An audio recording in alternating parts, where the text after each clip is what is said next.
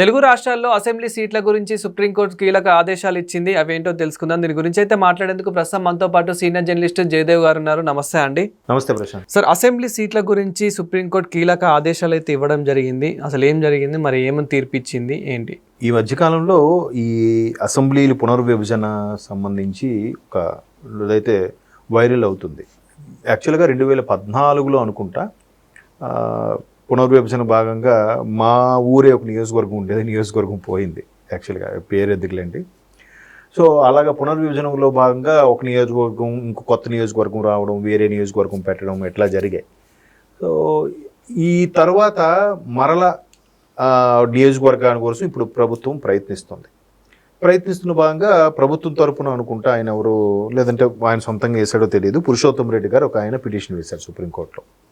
Sir, ఇది యాక్చువల్గా ఏదైతే బీజేపీ ప్రభుత్వం వచ్చిన తర్వాత ఆర్టికల్ 370 రద్దు చేసి జమ్మూ కాశ్మీర్ని విడగొట్టి జమ్మూ అండ్ లడాక్ విభజించి కేంద్రపాలిత ప్రాంతాలు చేశారు కదా.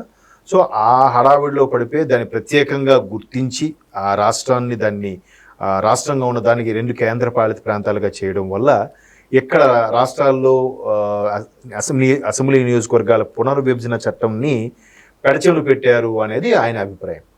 అయితే సుప్రీంకోర్టు ఏమంటుందంటే నిజమే, కానీ అది ప్రత్యేకమైన కొన్ని చట్టాలకు లోబడి ఆర్టికల్ దాంట్లో కూడా విభజనకు సంబంధించి ఆర్టికల్ 170లో 3 అనే ఒకటి ఉంటుంది అధికరణ, దాని ప్రకారం చేశారు అనేది సుప్రీంకోర్టు యొక్క వాదన.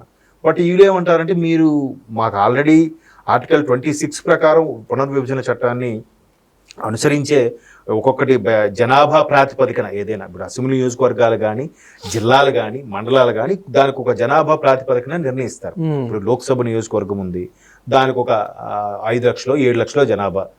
అసెంబ్లీ నియోజకవర్గం ఉంది, దానికి ఒక 2 లక్షలు 3 లక్షల జనాభా మినిమం అంత అలా ఉంటుంది. మరలా ఒక లోక్సభ నియోజకవర్గంలో ఒక 6 7 అసెంబ్లీ నియోజకవర్గాలు ఉండేలాగా ప్రతిదానికి కూడా ఇప్పుడు జిల్లా ఉంది, లేదా జిల్లాలో ఎన్ని డివిజన్లు ఉండాలి, డివిజన్లో మళ్ళీ ఎన్ని మండలాలు ఉండాలి, మండలాల్లో ఎన్ని పంచాయతీలు ఉంటాయి, ఇవన్నీ కూడా ప్రతిదీ కూడా జనాభా ప్రాతిపదికనే జరుగుతుంది.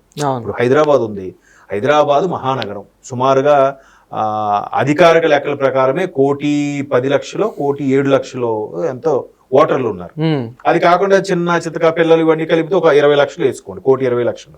బట్ అనధికారికంగా ఉద్యోగం రూపంలో వచ్చిన ఒక 30 లక్షల మంది దాకా ఉంటారు. 1,50,00,000 జనాభా ఉంది హైదరాబాద్. సో ఈ హైదరాబాద్ పరిస్థితులకు అనుగుణంగా ఇది సుమారుగా ఒక 4 జిల్లాల పరిధిలో ఉంది. హైదరాబాద్ అంటే 4 జిల్లాలు. మీరు ఇటు పటాన్ చెరుకు వెళ్ళండి, అటు బోడొప్పల వైపు వెళ్ళండి, ఇటు ఏది మన ఐసిఎస్ఐ నాలెడ్జ్ పార్క్ ఇటువైపు కానీ శంషాబాద్ వైపు కానీ ఇటు వెళ్ళినా కూడా ఒక 3-4 జిల్లాల కలయిక హైదరాబాద్. సో ఇక్కడ కూడా ఎందుకు అంత జరిగిందంటే జనాభా ప్రాతిపదికన, అంతే కదా. ఇప్పుడు హైదరాబాద్ ఉన్నంత జనాభా ఒక్కొక్కసారి ఒక జిల్లా కూడా ఉండకపోవచ్చు. సో ఇక్కడ దాని ప్రామాణికం ఏంటి? జనాభా. సో జనాభా లెక్కల ప్రకారం అయితే, జనాభా ప్రాతిపదికన అయితే అసెంబ్లీ నియోజకవర్గాలను విడగొట్టుకోవచ్చు. అసెంబ్లీ నియోజకవర్గాలు ఇంకా పెరిగే అవకాశం ఉంది, పెరుగుతాయి. బట్ 2014 తర్వాత జరిగిన ఈ అసెంబ్లీ నియోజకవర్గాల పునర్విభజన టైంకి 2014లో కొన్ని అసెంబ్లీ నియోజకవర్గాలు ఎత్తిపోయే, కొన్ని కొత్తవి ఏర్పడ్డాయి. బట్ సంఖ్య మాత్రం అదే, నెంబర్ మాత్రం ఆ 175 ఉంది అసెంబ్లీ ఆంధ్రప్రదేశ్లో. తెలంగాణలో 119 ఉన్నాయి అసెంబ్లీ నియోజకవర్గాలు. ఈవెన్ లోక్సభ నియోజకవర్గాలు కూడా ఇక్కడ అదే ఆంధ్రప్రదేశ్లో 25 ఎన్నో ఉన్నాయి, అక్కడ సుమారుగా 17 అనుకుంటా, తెలంగాణలో 17 అనుకుంటా, 17 నియోజకవర్గాలు. సో ఇంకా అవే ఉన్నాయి. ఇంకా ఈ జనాభా పెరిగింది కాబట్టి ఇంకా పెరిగితే బాగుంటుంది అంటే ఇప్పుడు కూడా ఇవంతా కూడా లోకల్ గవర్నెన్స్ అనేది వస్తే బాగుంటుంది కాబట్టి దానికి అనుగుణంగా లోకల్ గవర్నెన్స్ చేయలేకపోతున్నారు కాబట్టి మరి కాస్త విభజించుకుంటే పరిపాలన అనేది సులువుగా అవుతుంది అనేది అభిప్రాయం. సో అందుకే మొన్న కేసీఆర్ గారు కూడా తెలంగాణలో ఆయన ప్రభుత్వంలో ఉన్నప్పుడు సుమారుగా 10 జిల్లాల నుంటే 31 జిల్లాలు చేశాడు ఆయన. యాక్చువల్గా 10 జిల్లాలని 10 రెళ్ళు 20 చేయొచ్చు, కాదు కూడదంటే హైదరాబాద్ ఒక 2-3 జిల్లాలు చేయొచ్చు, మహా అయితే 20-22 జిల్లాలు అవ్వాలి. బట్ 31 చేసేసాడు, మరీ అంత అవసరం లేదు. సో అది వేరే టాపిక్ లేండి. మరి ఆయన ల్యాండ్ కాస్ట్ పెరగడం కోసం చేశారని కొన్ని ఆరోపణలు అయితే ఉన్నాయి. ఇప్పుడు అదే ఆంధ్రప్రదేశ్ తీసుకోండి, 13 జిల్లాలు, కోస్తా ఆంధ్ర 9 జిల్లాలు, రాయలసీమ 4 జిల్లాలు. ఈ 13 జిల్లాలకు గాను జగన్మోహన్ రెడ్డి గారి ప్రభుత్వం ఏం చేసింది? 13 రెళ్ళు 26 జిల్లాలు చేసింది. సో ఒక్కొక్క జిల్లా 2 భాగాలు చేసింది. ఓకే, అలా అది కూడా ఎందుకు చేసింది? పరిపాలనా సౌలభ్యం ఒకటి, ఈ నియోజకవర్గాలకి పరిధికి లోపడి చేయడం ఒకటి, అందులో మళ్ళీ జిల్లాల వారీగా మళ్ళీ డివిజన్ల వారీగా ఒక్కొక్క జిల్లా తీసుకుంటే కనీసం 2 డివిజన్లు ఉండేలా చూసుకోవడం ఇవన్నీ కూడా చేయాలి. బట్ జగన్మోహన్ రెడ్డి గారి ప్రభుత్వం అంత డీటెయిల్గా అయితే చేయలేకపోయింది.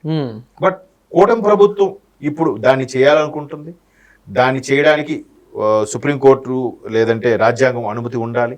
కాకపోతే సుప్రీంకోర్టు గతంలో ఇచ్చిన తీర్పు ప్రకారం ఏంటంటే 2026 వరకు వచ్చే జనాభా లెక్కల ప్రకారం జనాభా ప్రాతిపదికన అప్పుడు కావాలంటే ఈ పునర్విభజన చట్టాన్ని మీరు అమలు చేసుకోండి. చట్టం నెంబర్ 26 ప్రకారము మీరు ఎక్కువ జనాభా పెరిగిపోయింది, సరే మీరు 2 నియోజకవర్గాలు విభజించుకోండి. లేదు 2 నియోజకవర్గాలు 3 చేయండి, అంటే ఇందులో కొంత భాగం తీసి 3వ నియోజకవర్గం ఒకటి ఏర్పాటు చేయండి. సో దానికి కసరత్తుగానే ఇప్పుడు ఆంధ్రప్రదేశ్ ప్రభుత్వం ఏం చేస్తుందంటే ముందుగానే కొన్ని మండలాల పునర్విభజీకరణ చేయడం, కొన్ని గ్రామాల పేర్లు మార్చడం. ఇప్పుడు ఎందుకంటే ఒక దగ్గర కుక్కలపెంట అని ఊరు ఉంది, ఎగ్జాంపుల్ చెప్తున్నా. ఆ ఊరిని ఎవరైనా వింటే కుక్కలపెంట ఇదేంట్రా పేరేంట్రా అలా అసహ్యంగా ఉంది, దానికి ఏదో దానికి స్టోరీ ఉంటుందా రావడానికి కారణం ఏంటని. సరే ఎందుకు దాన్ని చెప్పుకోవడానికి బాగలేదు కాబట్టి దాని పేరు మార్చడం, అది కూడా గ్రామస్తుల అభిప్రాయంతో అక్కడ పంచాయతీ పెద్దల అభిప్రాయంతో మార్చడానికి ఇప్పుడు ఇది కసరత్తు చేస్తుంది.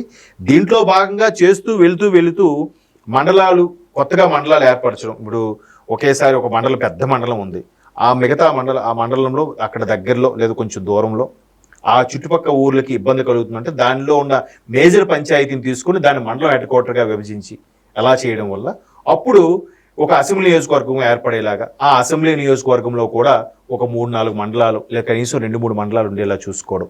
అంటే రేపు ఒకవేళ సుప్రీంకోర్టు కానీ పార్లమెంట్ కానీ అనుమతిస్తే దానికి అనుగుణంగా ఇక్కడ విభజన జరగడానికి లేదా అసెంబ్లీ నియోజకవర్గాలు కొత్తగా ఏర్పడడానికి ముందుగానే కసరత్తు చేయడం ప్రారంభించింది. సో ఇవన్నీ జరగచ్చు. బట్ జమ్మూ కాశ్మీర్తో కంపేర్ చేసి మాకు కూడా విభజన చేయడానికి అవకాశం ఇవ్వండి అని ఒక ఆయన పిటిషన్ వేశారు. బట్ మీకు అవకాశం ఇస్తే మిగతా రాష్ట్రాలు కూడా అడుగుతాయి కదా. ఇప్పుడు అన్నిటికన్నా పెద్ద రాష్ట్రం ఏదంటే ప్రస్తుతానికి మహారాష్ట్ర చాలా పెద్దది మ్యాప్లో మీరు చూస్తే. సో దాంట్లో కూడా విదర్భని మహారాష్ట్ర విడిపోవడానికి మనకి ఆంధ్ర తెలంగాణ ఎలాగైతే విడిపోయి అలా కూడా కొన్ని ప్రపోజల్స్ ఉన్నాయి, ఉద్యమాలు నడుస్తున్నాయి. అవి పక్కన పెడితే ముందు నియోజకవర్గాల పరంగా విభజన జరగాలనేది కొంత ప్రపోజల్ ఉంది. ఒకవేళ ఆంధ్రప్రదేశ్ గాని అనుమతిస్తే మిగతా రాష్ట్రాలు కూడా అనుమతి కోరుతారు, అక్కడ కూడా నియోజకవర్గాలు పెరుగుతాయి. నియోజకవర్గాలు పెరిగితే ఇంకేం లేదు, రాజకీయ నాయకులు సరే సీట్లు పెరుగుతాయి, మనకు సీట్లు పెరిగినప్పుడు కనీసం 3 సీట్లు పెరిగాయి అనుకోండి, 3లో 2 మనం గెలుచుకుంటే మనం ముఖ్యమంత్రి అయిపోవచ్చు కదా అని మాకు పార్టీ గవర్నమెంట్ ఫామ్ చేసేవచ్చు కదా అని ఎవరి తాపత్రయం వాళ్ళది. సో మరలా ఇక్కడ రాజకీయ కోణంలో ఉంటుంది. రాజ్యాంగము అధికారులు ఇవన్నీ పక్కన పెట్టేస్తే మరలా రాజ్యాంగ కోణంలో ఉంటుంది. చూద్దాం మరి ఆంధ్రప్రదేశ్కి ఆ అధికరణ చట్టం ఎప్పుడు అమల్లోకి వస్తుంది, 2026 తర్వాతే విభజన జరుగుతుందా లేదా ముందుగానే వీళ్ళు కేంద్రానికి రిక్వెస్ట్ చేసుకుని చేస్తారా అనేది చెప్పలేం. Thank you sir.